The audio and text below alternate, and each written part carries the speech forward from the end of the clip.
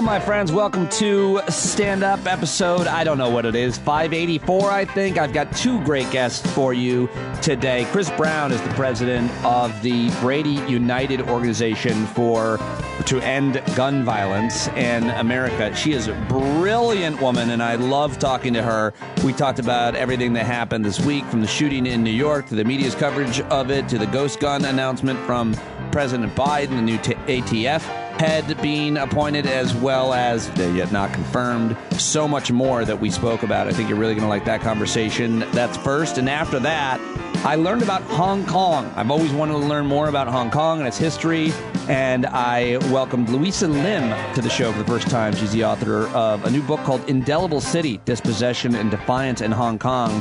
And I think you're really going to like that as well. I learned a lot from both these women on today's show. Very happy to have them. Christian and Ophira were both traveling this week, so I didn't get to talk to them. And next week, I'll be traveling and taking some time off, but I'll have content and interviews up for you every day. So I hope that you will be listening next week. I appreciate you listening all this week. And now it's time to get to my guests. Normally on Friday, I don't do the news because the hangout, I had to cancel the hangout because of family thing last night.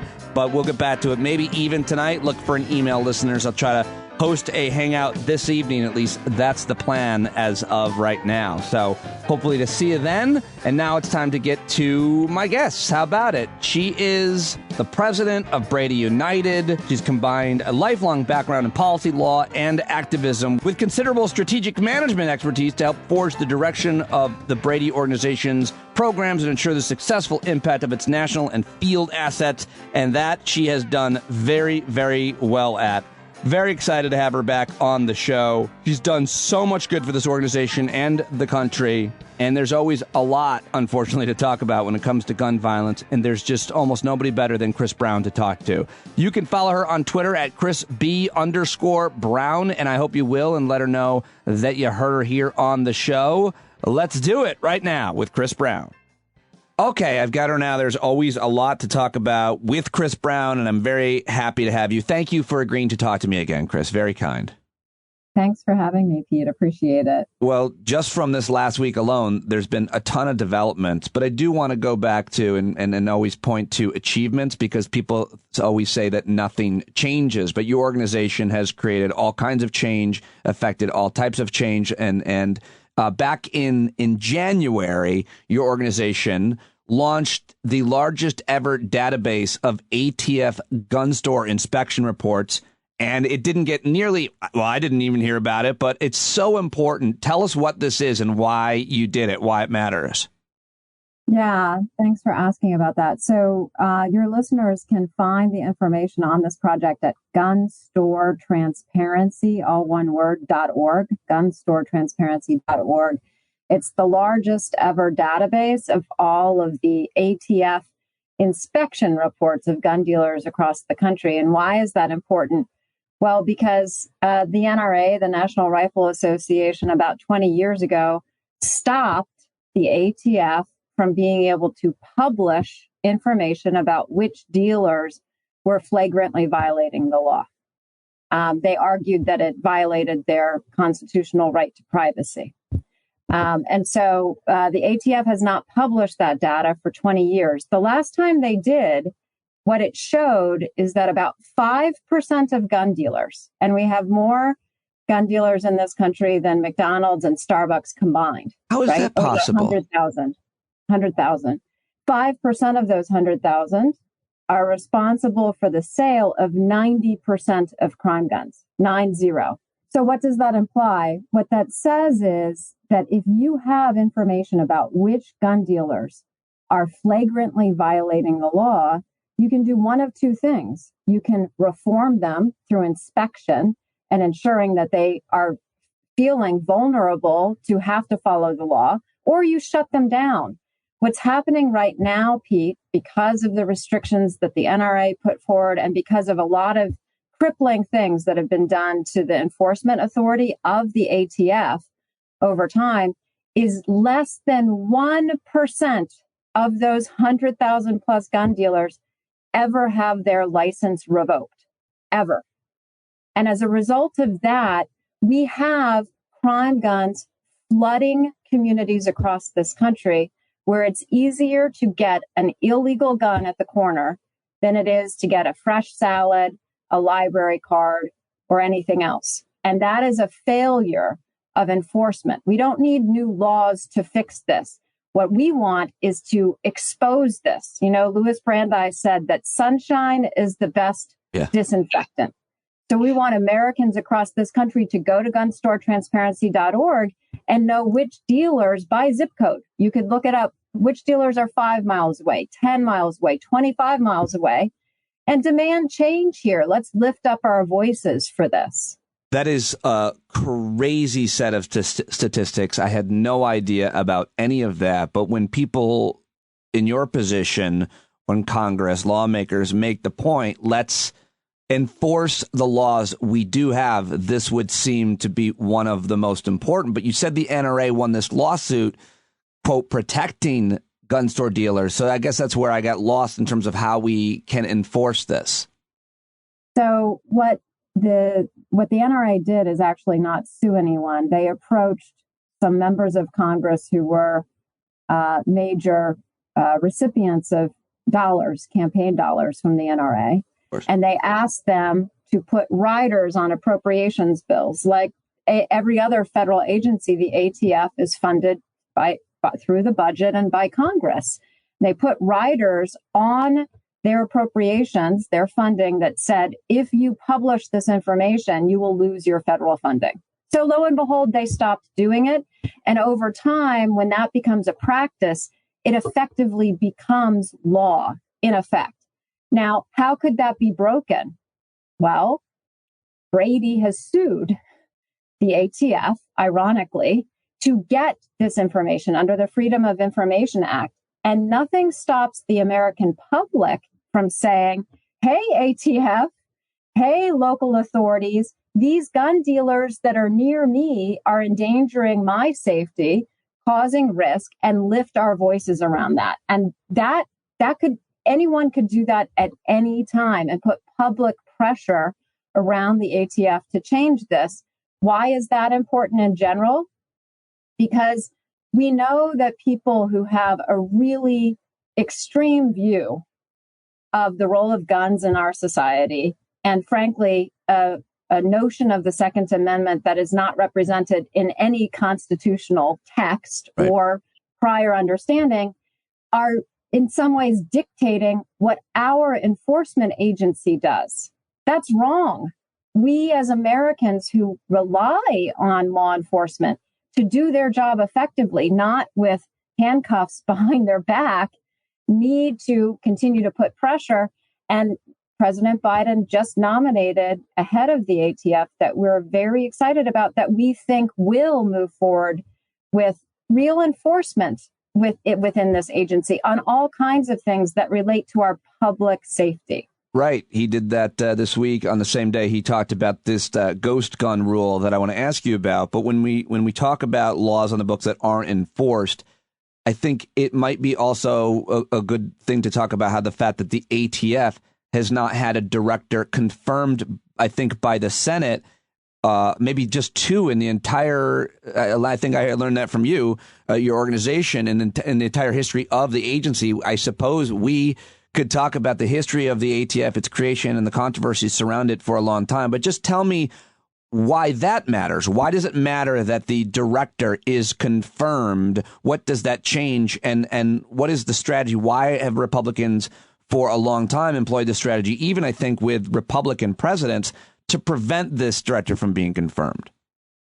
Well, in fairness, and I don't often say anything particularly positive about President Trump, but he did appoint or try to appoint a director of the ATF.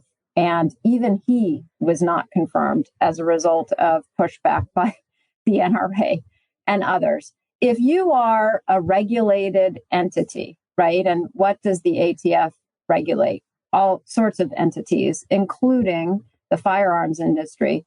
What's the best way to protect your profit margin? Well, the best way to protect your profit margin, irrespective of loss of life, is to limit the regulatory enforcement. And it's really that simple. That's what the NRA has tried to do. They don't want someone at the helm of the agency who has real power And what I mean by that is when you're a confirmed agency director, then you have the endorsement and support of Congress, and you can take action that is really potentially, more aggressive on behalf of the agency.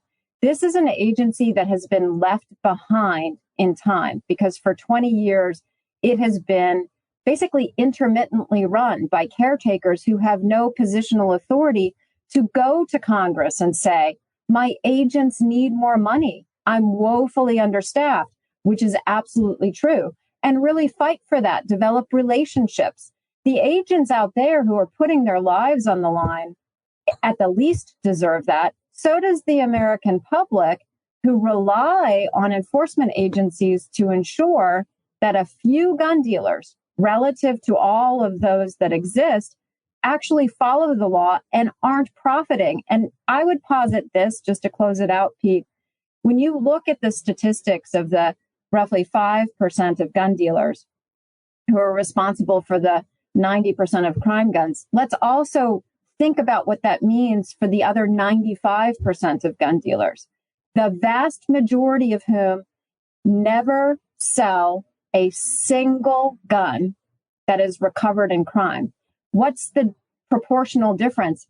Hundreds or thousands of guns recovered in crime from the individuals who are knowingly, flagrantly profiting off selling these guns, and people's lives, including law enforcement, are being lost. They're literally effectively murdering people. They're providing the catalyst for it. And it hurts all of the other gun dealers in this country who are actually doing all of the right things. Oh, my gosh. I mean, it also implies that if you want to commit a crime or have a gun that isn't tracked for whatever reason, you know where to go. These dealers. 100%. Yeah, go down to Joe's. Joe doesn't track shit. Yeah, word gets out very quickly, Pete. Yeah. Do you know Joe, by the way? I just made him up. I've heard of him. Yeah. I've heard of him. He's probably actually a real person. All right. I just want to ask you again, we could spend so much time and people should go to the website and learn more. But I wanted to just ask quickly about the concealed carry laws. We just saw, I think it passed into the governor of Georgia, had a whole bunch of pens and a bunch of people excited. And he was signing the law into effect that you can just go get a pistol and you don't need a permit to carry it concealed. I am having a really hard time wrapping my head around that. I live in New York. It's much harder here. And so there's a number of states now, I think several, right? Why is that so bad? It's terrible for public safety. It's terrible for law enforcement. Look, we know what happens when people are carrying guns and have a bad altercation. Normally in life, it used to be, we would refer to the Wild West, just to give you some sense of what I mean here, Pete. And so in the Wild West, because of influences of alcohol, whiskey, hard day's work, they would actually force you to relinquish your firearms kind of at the town gate because they knew that alcohol and guns don't mix very well, and that people who are upset and triggered, sorry to use the word, for whatever reason, are much more likely to try to solve the problem with a gun than any other less, deadly means. There's no difference in today's world. But the problem is we see, and this is another National Rifle Association and National Shooting Sports Foundation imperative, a move in state after state after state to repeal laws that have been around since our country was founded. These were in effect before the Second Amendment was even adopted, which is this notion that, people carrying around firearms in public, concealed or otherwise, is not a good idea. And so often what we're seeing is the proliferation of these guns, too, in automobiles. We have seen road rage incidents involving firearms skyrocket, especially as we're emerging from the pandemic.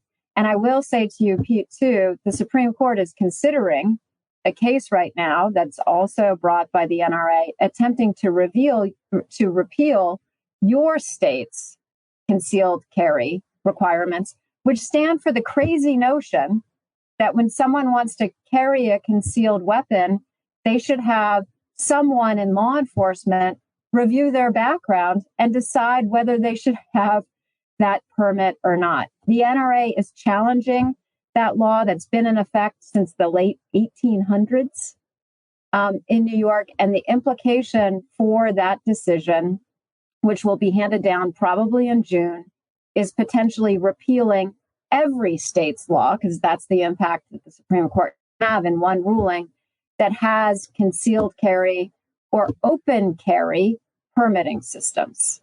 So that would take us back a long, long way. Quickly, based on that and tying it in with the horrible shooting in New York City this week, how do you generally answer more guns are the solution and the good guy with the gun scenario? Because you think about the subway thing, the guy dropped a smoke grenade. So if everybody there had guns, I always think my argument is always life isn't a movie. It's not a TV show. If a bunch of people had guns and there was chaos in a mall, a school, or a church or somewhere else, it's going to likely lead to more innocents dying than some scenario where the perpetrator is taken down. How do you generally answer that question? If only there were more people who had guns on that subway. We have more guns than people in the United States. So if that were true, we would be the safest country in the world. Instead, we have 25 times more gun deaths and injuries than any other industrialized country in the world. So the facts just don't bear that out. I also have been in so many different situations now. I'm thinking about El Paso, right? The horrific shooting that happened several years ago at a Walmart. In a Walmart there. Yeah. And Pete, a lot of the folks there had guns on them. None of them used them. And here's why. Because you don't want to be mistaken for the shooter. These are life and death moments in time, and you don't want to hit any innocent bystanders. And that has happened with people attempting to shoot the shooter who have guns. And you also don't want to be perceived by law enforcement as the shooter. So I think really Hollywood has done us a huge disservice around this. That's not how the world works. And you kind of answered your own question, Pete, especially in the Brooklyn situation. We saw the video of this. It would have been impossible to determine in that smoke-filled compartment exactly who it is that you should be going after and shooting. And the risk of shooting an innocent bystander is very high. That's why police are subject to recurrent training. And Pete, they get their intended target about 50% of the time. Yeah. I don't feel more safe or better as a subway rider in DC thinking that other people who will never have that training will make me more safe if they have guns. I feel appreciably less safe. All great points. The ghost gun issue this week, the president making this major announcement, but help me understand a little bit about, why this is needed. Obviously the problem, but I think not more importantly, but I think certainly it's important. And how does the president of the United States, what authority does he have? We talk so much about, you just mentioned regulations that could be enforced at ATF, but usually we're talking about actual legislation at the state or federal level. But the executive branch has a lot of bandwidth. And in the question here, though, is it enough? What does it actually do? So what is the issue? And is the president's authority, what he signed this week, this rule, really going to make any difference? Yes, it's a great question, Pete. So what the president did is really quite simple, but it took a year to finalize this, and there was a lot of comments on it. Our definition of firearm in the United States dates back to 1934. That's the National Firearms Act. And when that law was passed in the 30s, in part because of violence that was happening across the country, the definition of firearm was defined as a fully finished firearm. Today, ghost gun kits These are kits that are basically firearms, but they're disassembled. They're sold by companies that are profiting by selling the kits and not having to technically comply with federal law because they're not technically, up until Monday, when the rule was finalized, defined as a firearm. But guess what? You can buy them and be underage. You can be a convicted felon. No background checks necessary, right? And you can assemble those kits because they come with very straightforward questions. We had a 17-year-old Brady staffer do it and videotaped it so we could show everyone how bad this loophole is. He assembled it in less than a minute. And ghost guns are proliferating, like having two lines at security. One, a gun dealer who's selling fully finished firearms says, okay, everyone do your background check here. And the other says, here's your kit, no background check required. If you have a problem because you're a convicted felon and you want to use a gun in this country to harm someone else, guess where you're going to go? Up until Monday. So President Biden, took us 50 years forward, back from 1934, and at least modernized this definition to reflect the reality that these kits are proliferating across the country. 40% of the guns recovered in crime in California, just as an example, in 2020, were ghost guns, and they're non-serialized. So in Brooklyn, they recovered the gun, and it was serialized. They were able to trace it. That's how crime is solved in this country. With ghost guns, the police have no basis to find out who got the gun, who sold the gun, nothing. That's why what Joe Biden did, which he has eminent authority to do, which is interpreting the definition of firearm to modernize it, is absolutely legal and well within his executive authority as president. Will it be challenged?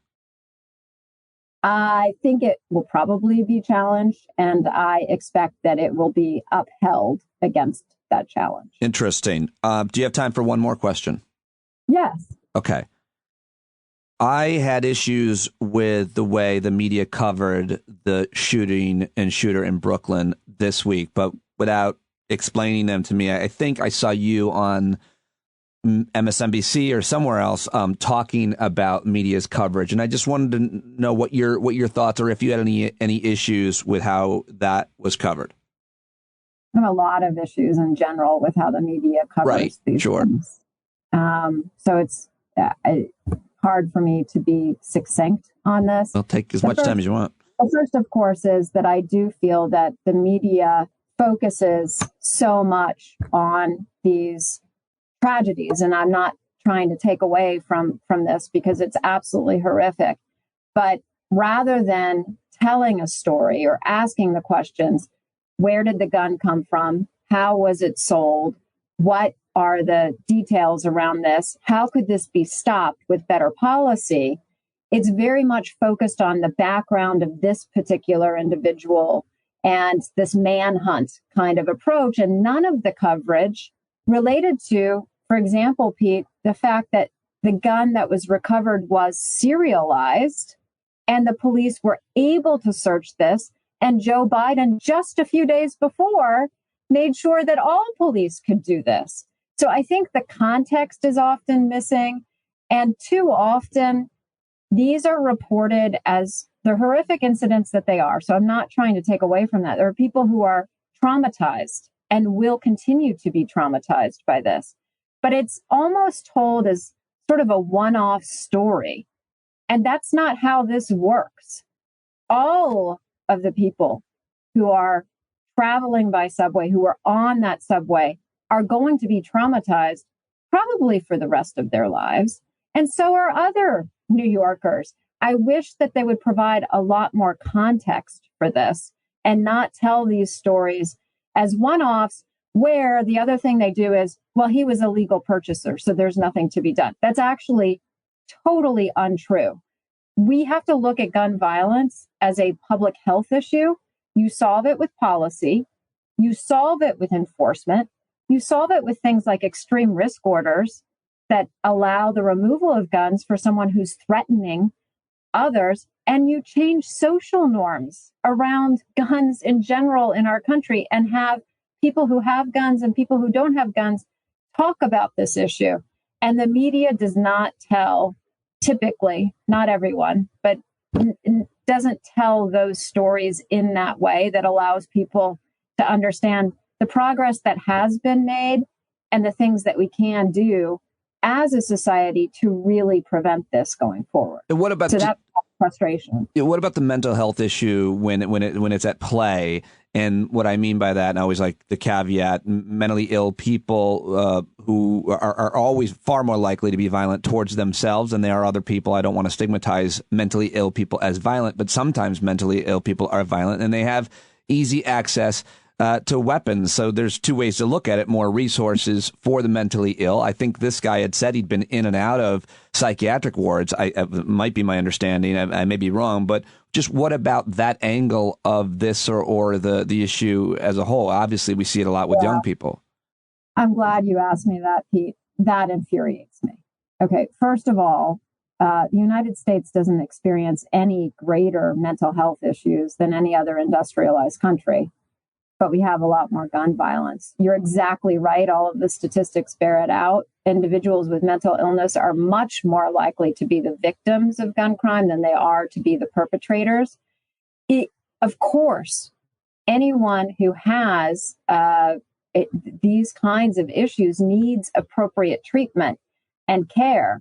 And we as a nation have left behind anyone who has real mental health issues. Of course, this president is also trying to commit to that issue, but I think that it stigmatizes, this kind of coverage stigmatizes individuals with mental health issues. And 1 in 4 Americans has a diagnosed mental health issue. This is the way it is. That includes depression. So that's all of us, basically, maybe perhaps at some point in our life. And what I get concerned about is the number one way to prevent someone with a mental health condition or issue from hurting themselves or potentially hurting others is treatment for those issues. And we don't want to stigmatize this to make people afraid to seek that treatment, to get that care.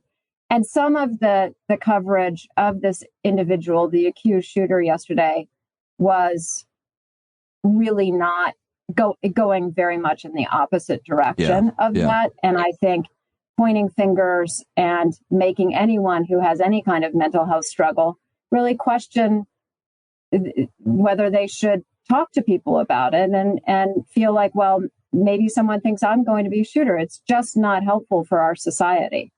Really, really important points. All of them. Always great to talk with you. I can't thank you enough for your time, and I'm so happy to share this conversation with everybody right away. Kris, thank you for all you're doing, and you and your colleagues at Brady, bradyunited.org. Kris Brown, thank you. Thanks, Pete. Thanks so much. Okay, there she goes. Go hit her up on Twitter at Kris with a K, B_Brown, at Kris B_Brown on Twitter, bradyunited.org. Go follow them as well and support their excellent work. Now it's time to get to my second guest on today's show. Her first time on the show. She's the author of 2 books about China and now Hong Kong, former NPR and BBC correspondent. The new book is Indelible City, Dispossession and Defiance in Hong Kong. She joined me at like 4:30 in the morning because she lives down in Australia where she teaches at the University of Melbourne as well, I should mention. And I'm very excited to welcome her onto the show for the first time. I hope you'll hit her up on Twitter at Louisa on Twitter. It's Louisa Lim right now. I've got her now. Louisa Lim, very happy to have you joining me. I am absolutely loving your book and learning so much. Congratulations on it. What an amazing book. Oh, thank you so much. And thank you for having me, Pete. Yeah, I think it's a really important story that you're telling. It seems like it hasn't been told very accurately, which is fascinating for a lot of reasons. But let's just start with how personal it is to you, because while you've always, been a great journalist, this is part memoir and very personal. You are not born in Hong Kong, but you say you were shaped by it because you were raised there. That's right. My parents moved to Hong Kong when I was 5. Now, my father's Chinese and my mother's English. And so for us, we always felt like Hong Kong should be the ideal place to live as this kind of halfway house between two worlds. So we moved there when I was 5, and I was, so delighted to see all these other biracial children like myself. But then it turned out that it was not so simple being mixed race in Hong Kong. And Why? the more that I investigated that, the more surprised I was. What were, I have no idea what you're talking about. What were the complications? What were the issues that you had to deal with? Well, there was this one incident when I was 6 years old, and my mother and I were in town, and we went to get a drink. It was a really hot day, and we were just sitting in this tea house, and there were these old women sitting on the other side of the table, and they started throwing tea leaves at me. And I couldn't understand it. My mother just made me leave. She sort of hustled me out really quickly. And later she said, we had to leave because they didn't want to look at you. They didn't want to see you. Mm. And, they were offended by my mixed race appearance. And then when I started looking at this, when I started researching, I discovered this was kind of the historical fate of mixed race people in Hong Kong. They were disappeared, and they disappeared themselves from history because it was just seen as almost offensive, inappropriate. So often mixed race people would choose to be either Chinese or European, but there was kind of no halfway house for them in between the two. Wow, that's terrible and important to mention. How else did your upbringing, your childhood in Hong Kong shape you? Share with me another story or cultural tradition, perhaps.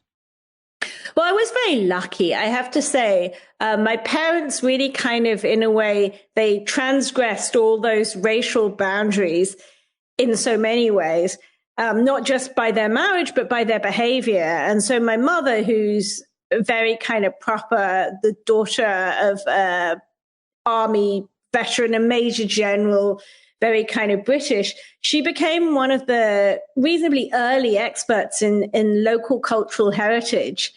And when I was young, when we were growing up, she spent weekends dragging us around all these walled villages and sort of dusty temples and study halls and sacred trees. Of course, we hated it. We thought it was so boring. We wanted to be, shopping and playing tennis like all our friends. Instead, we were in the middle of nowhere looking at trees. But I think that really shaped me, and it gave me this kind of background that was really helpful for me later on, to the extent that I kind of wonder how much of it is my book and how much is my mother's. I think she planted the seeds a long time ago with those trips. She sounds great. It sounds great. And obviously, Hong Kong has a complicated history, which I think a lot of people in the West certainly don't understand or maybe they aren't interested in. And I just was so happy to take the opportunity to become more interested in Hong Kong through your book, Indelible City. And I guess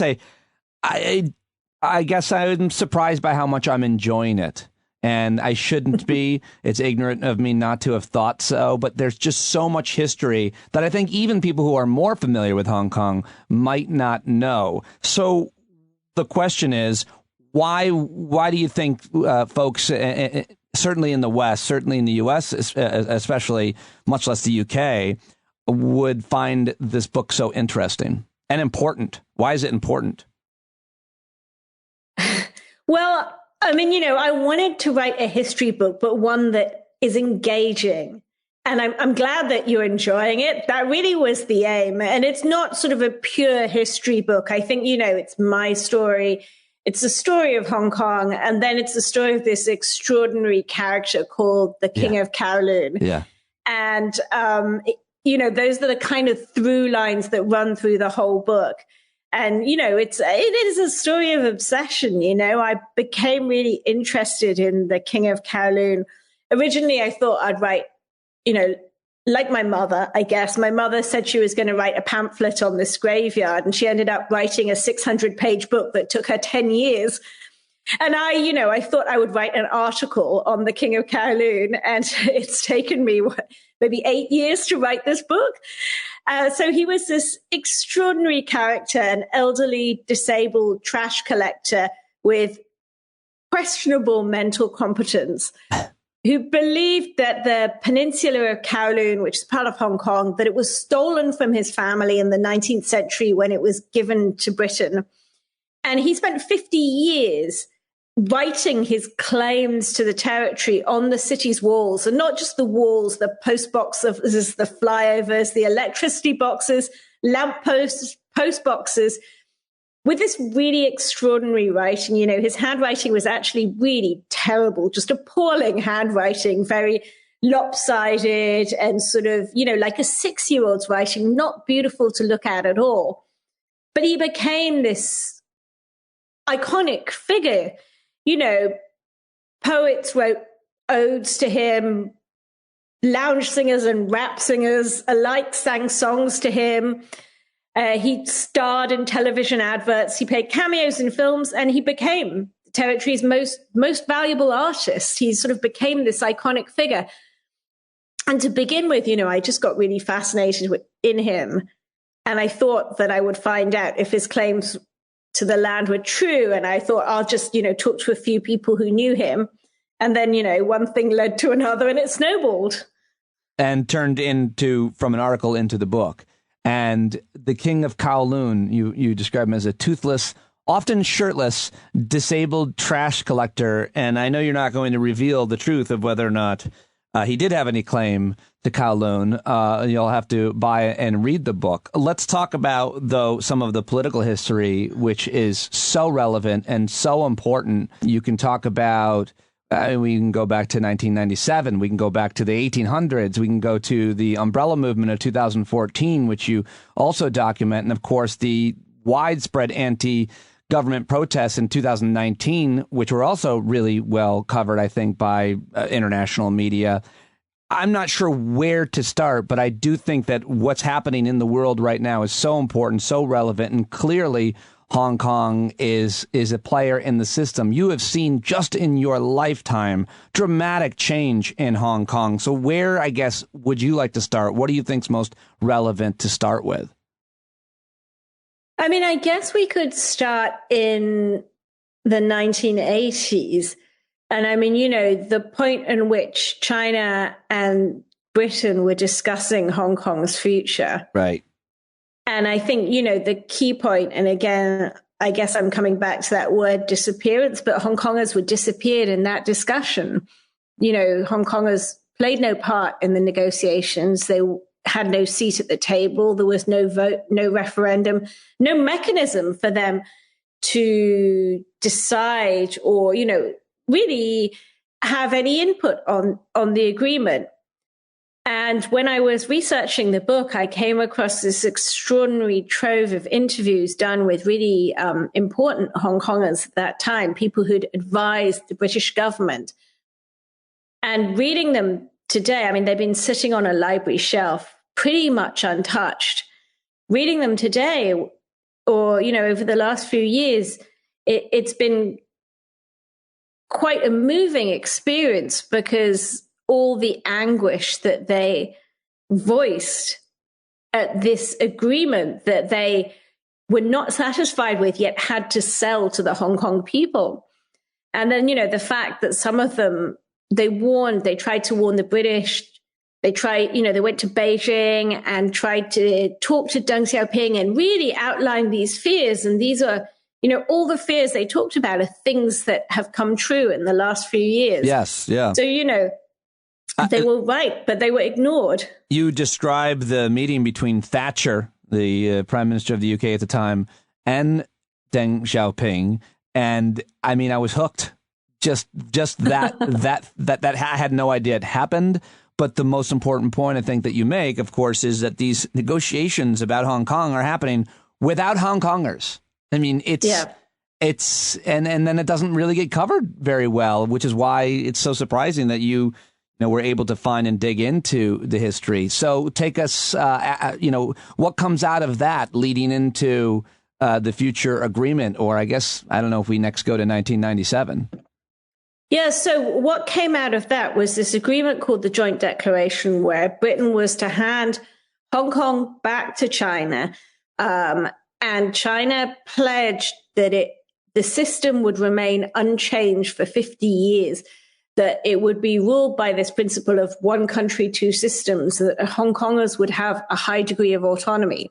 Now, at the time, the Hong Kongers had wanted some mechanism of monitoring, a way to make sure that China kept to its side of the bargain. And Thatcher basically, refused. She basically said to them, China will be so, China will not want to lose face in front of the international community, so they will keep to their word. And, now we see what has happened in the last few years. We're 25 years in this year, so halfway through that 50-year period.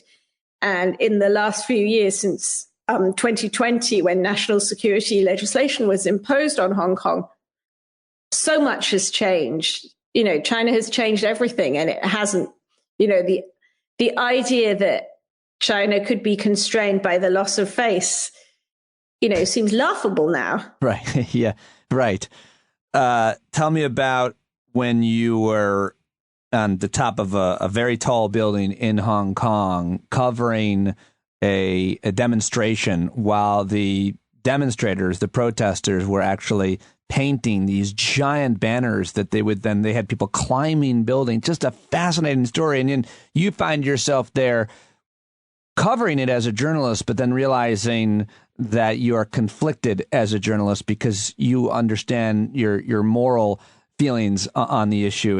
And so what happens? Tell me about that day and what that was about. Yeah, so that was in 2019 when the protests were underway, and it was right before National Day. And I had been contacted by this very shadowy group who I'd heard of, but I didn't know who they were at all. They'd become famous because they painted these gigantic banners, which were like sort of 8 or 9 stories high.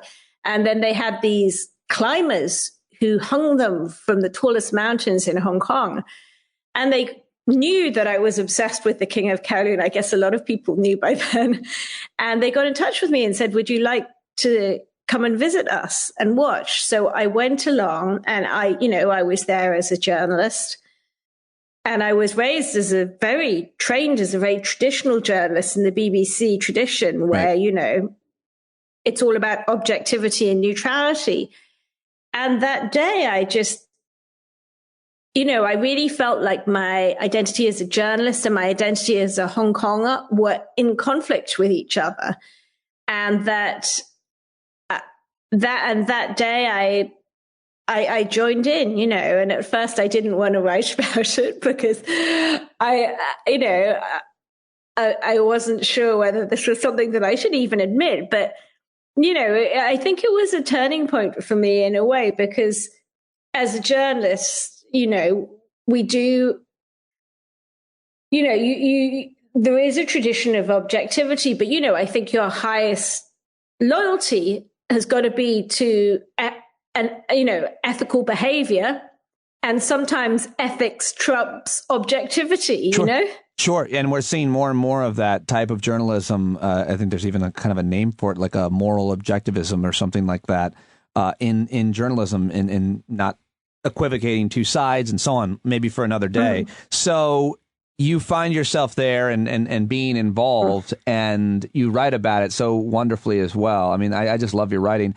But tell me, like, how things have changed in Hong Kong over the past several years, from the national security law to the clampdown on media. Like, what was it like growing up, and how has it changed?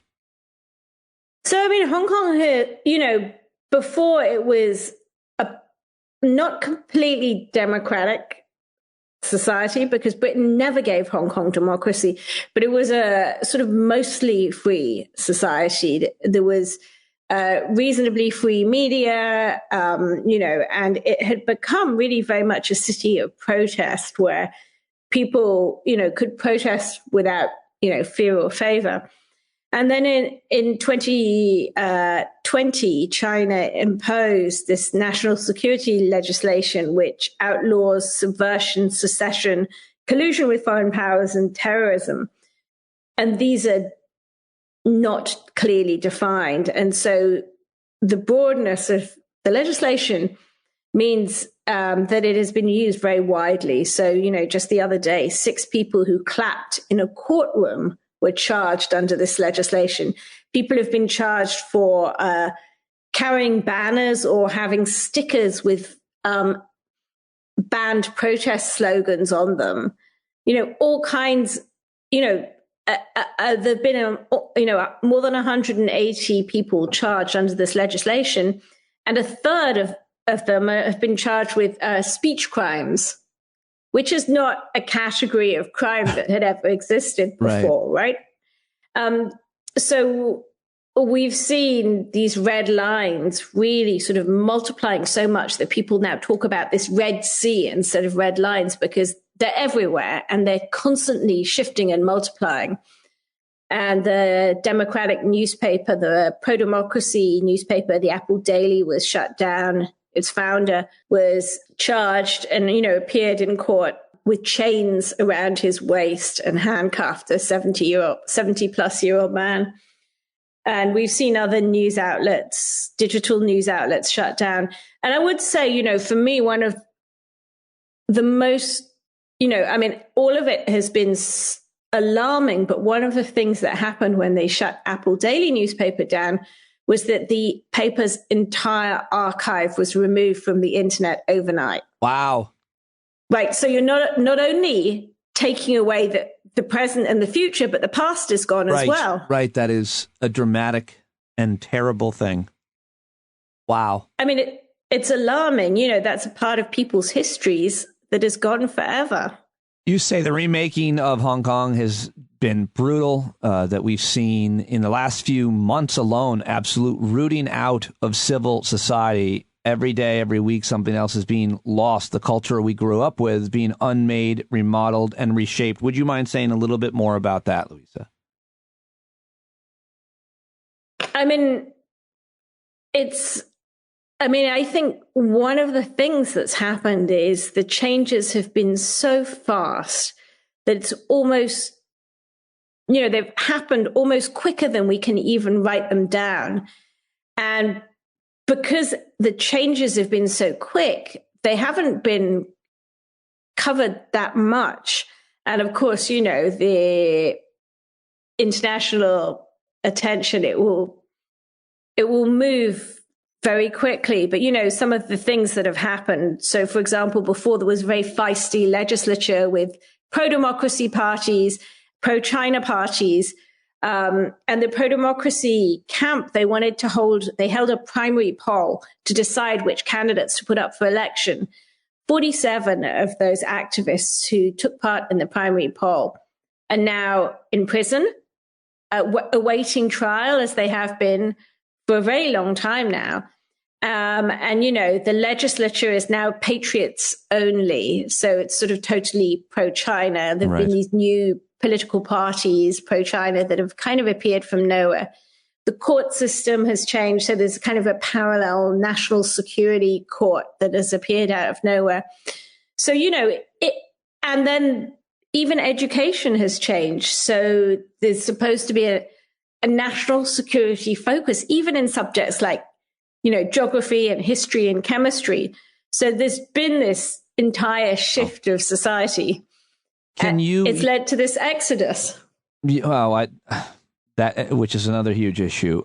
So you've written this amazing book now, and they can never obviously take that away or erase that. It's out. You did it. But I suppose it's not going to be on bookshelves in Hong Kong or in Shanghai. But I wonder about you. What happens to you, someone like you who documents this story? Can you ever go back to Hong Kong? Can you go to China even?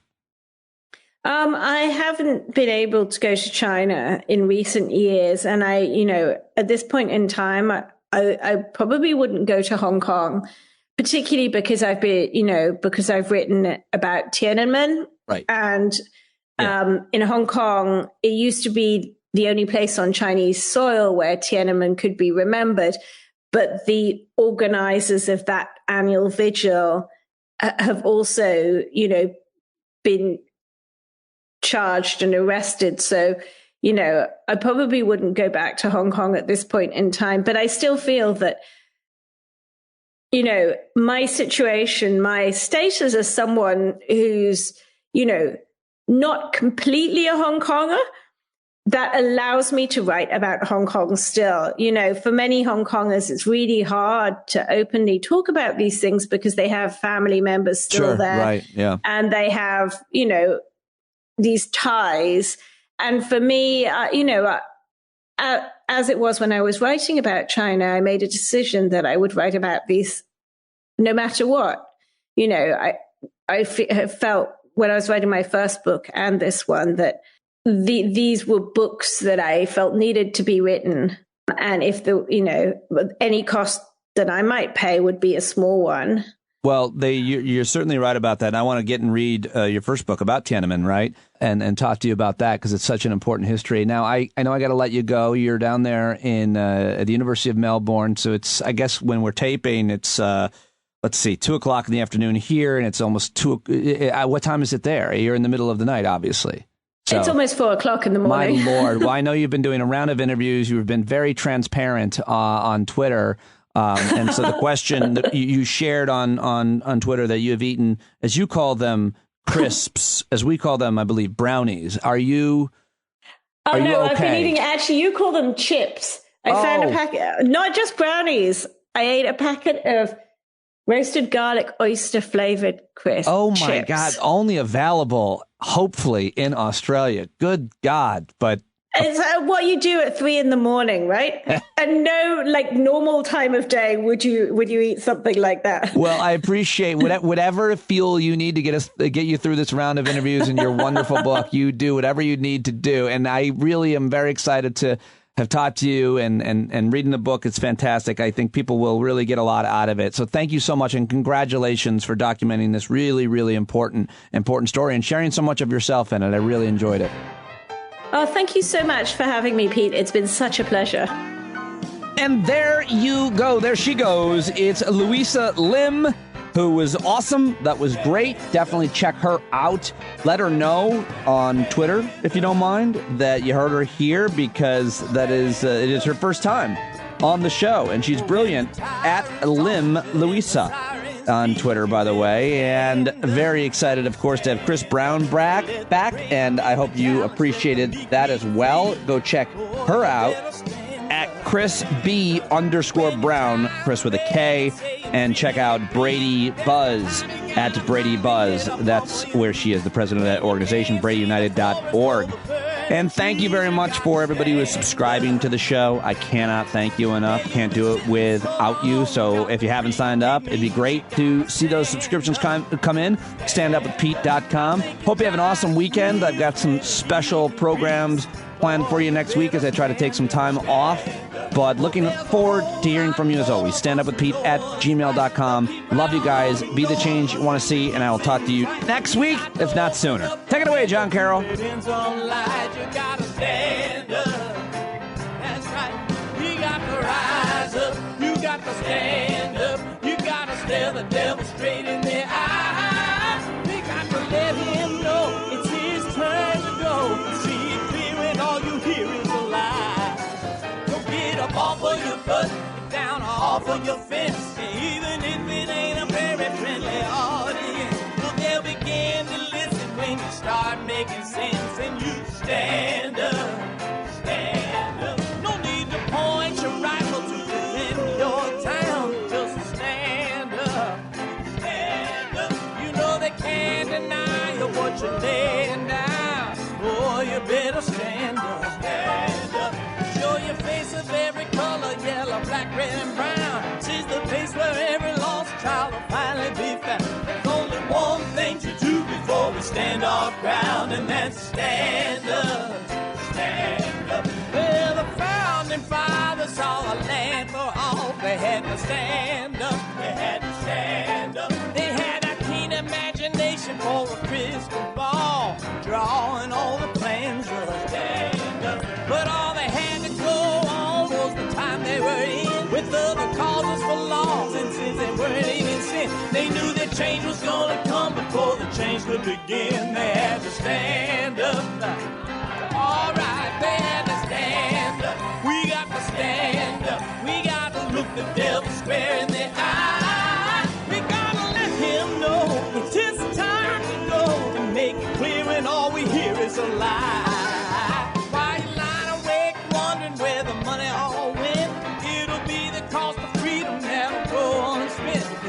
see them flee the scene of that experiment. If you stand up, all right, we got to speak up, we got to reach up and raise your voice in every way you know how. Don't be toes up, you got to show up. Ain't no better time to do it but now. No need to pledge allegiance to no wanton tribe. Rise up, show obedience to the voice inside, and listen well and it'll tell you not to run and hide. It says stand up, stand up, got to stand up.